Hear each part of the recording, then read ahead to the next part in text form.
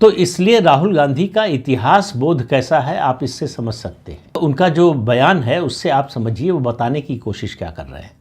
वो कह रहे हैं कि मैं तो कुछ नहीं करूँगा और आपको भी कुछ करने की ज़रूरत नहीं है।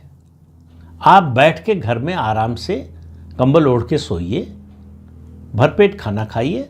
मोदी सरकार जो है 2 वक्त के भोजन का उसने इंतज़ाम कर दिया है। आप गरीब हैं तो भी, अमीर हैं तो आपके पास है ही। तो इतने साल में कांग्रेस के राज में जो कमाया है खाइए और सोइए, कुछ करने की ज़रूरत नहीं है। एक दिन भाजपा चली जाएगी। अब उन्होंने ये नहीं बताया भाजपा कहाँ चली जाएगी। अंग्रेज तो अपने देश लौट गए, भाजपा तो इसी देश की मिट्टी से उपजी हुई पार्टी है। राष्ट्रीय स्वयंसेवक संघ तो इसी देश की मिट्टी से उपजा हुआ संगठन है और उसका विस्तार हो रहा है, वो जा नहीं रहे कहीं। और राहुल गांधी को ये सामान्य सी बात समझ में नहीं आ रही है कि राष्ट्रीय स्वयंसेवक संघ और भारतीय जनता पार्टी का लगातार विस्तार हो रहा है, उसकी जड़ें और गहरी और मजबूत हो रही हैं। अब ऐसा समय आ गया है जब कांग्रेस चाहे भी तो, राहुल गांधी चाहे भी तो पूरी ताकत लगा दे, तब भी भाजपा और संघ के इस वट वृक्ष को वो उखाड़ नहीं सकते।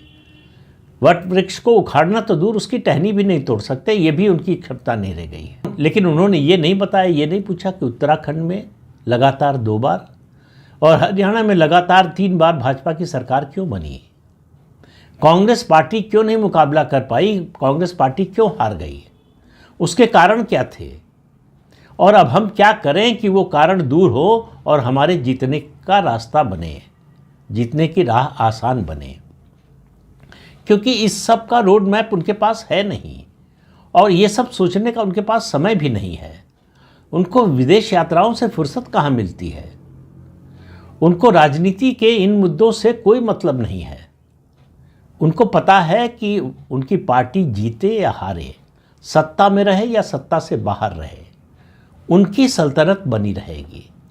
जब तक कांग्रेस पार्टी है और जब तक कांग्रेस पार्टी पर इस परिवार का कब्जा है, तब तक उनका राज चलेगा, तब तक उनकी प्रतिष्ठा बनी रहेगी, तब तक उनका वैभव बना रहेगा। जनता में जाएंगे तो जनता में वाह वाह होगी, ताली बजाने वाले मिल जाएंगे। सरकार में रहें या सरकार के बाहर रहें, उनकी पूछ होगी, क्योंकि देश की दूसरी सबसे बड़ी पार्टी है।